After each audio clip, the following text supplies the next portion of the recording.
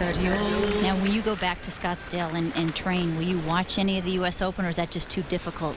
I don't know. I actually didn't see any of the Olympics because I was pretty busy, but I'm sure if it's on TV, and even if I'm doing rehab, it'll be on TV.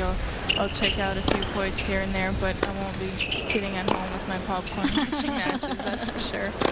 You sound like you're a player, not a watcher. Yeah, I'm never sitting still. I'm always doing things, and I guess while I'm young, it's better to get all those things done, and then once you're older, you can retire and commentate. How long do they say it's going to be? When do you think you're going to be able to get back? I don't know. I figure, look, the U.S. Open's the biggest tournament, the last one of the year, and obviously you have the championships in Doha as the last one, beginning of November. But if I'm able to make it and I get in, then if I'm healthy, I mean, the number one thing is I'm gonna start playing from the first moment that I don't feel any pain, and then it all depends. I mean, after you don't play for a while, it's not easy to just get back out on the court. So, Maria, the other thing I've always rewatch and commentate your matches, your fight and your will. And that's the thing. We've watched you for years, for example, at the French, which is not the, I think it's safe to say, not your favorite place to play, right? Not your favorite surface. And you have an incredible desire and fight to get through matches. Yeah. Where does that come That's from? what I miss. I was looking at myself the other day. I'm like, I miss that fist bump. I don't know. I really don't know. I'm a big competitor, and ever since I was young, when I used to play with little kids, I never wanted to practice, even though now I realize that the more we practice, the better you're going to be.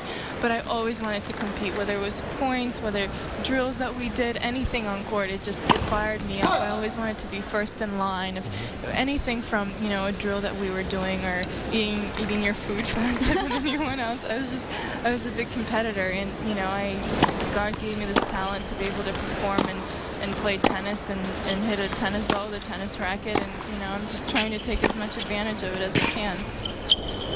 So you just saw, those of you that are joining us looking for WWE Raw tonight because of the U.S. Open, that's on Sci-Fi Channel.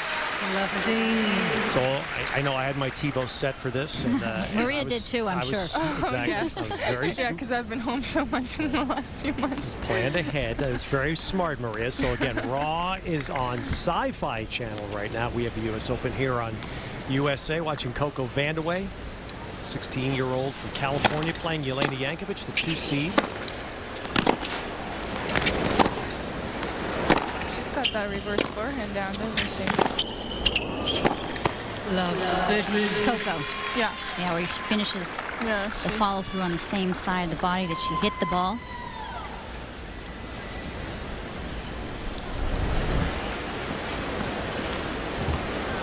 You ever have any trouble adjusting to New York, Maria, playing here? Did you ever?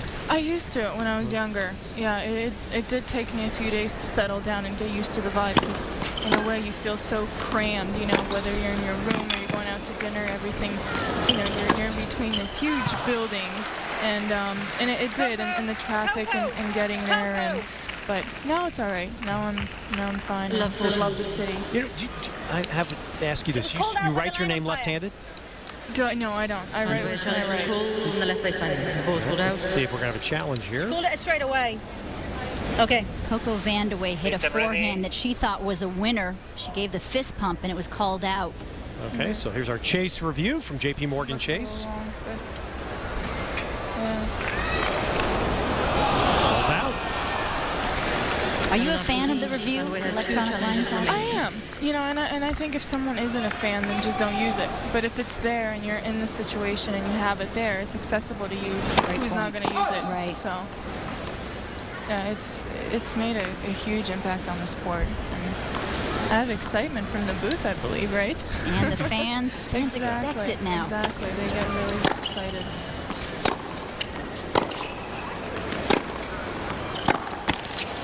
That's what our sport needs, is that excitement, and draw those fans into our sport and get that excitement out of them. You know, it's interesting during the Olympics in Beijing that they were having trouble during tennis matches getting the fans to calm down. I guess Oh, they really? don't. Wow. The fans are not as educated about tennis etiquette there. I'm sure they were so thrilled to have so many athletes there. They couldn't keep it.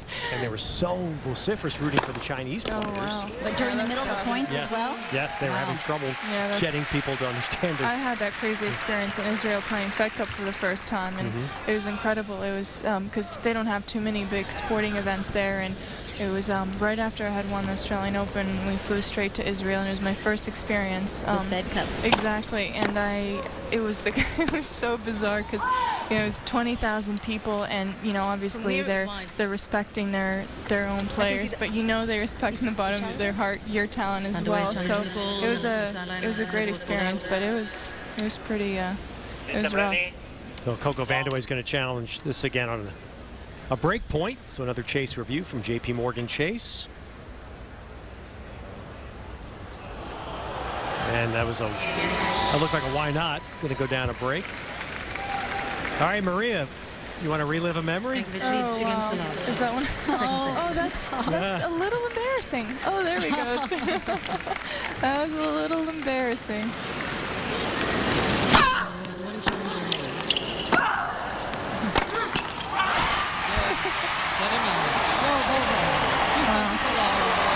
That seems like a long time ago as well. What goes through your mind when you see this? I don't know. This is after winning Wimbledon, this was my second Grand Slam, and it was one of those moments where you're capable of it. And I was getting to so many semifinals of Grand Slams, and this is great. I know, it's like I couldn't keep it in. But that relief of actually when I beat Emily Mauresmo, I was like, yes, I'm in the final stage again, and I'm playing against Justine, one of the greatest players, and that was a great tournament for me. You didn't lose a set. I know, and what's funny is I did not play my best tennis in the beginning of the tournament, and in the semifinals and the finals were some of the best tennis I played. So I guess that's when it counts.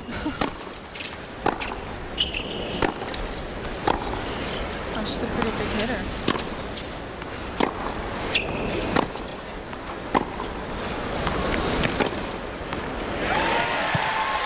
Yes, so tell me your little taste of watching Coco Vandeweghe, what you've noticed.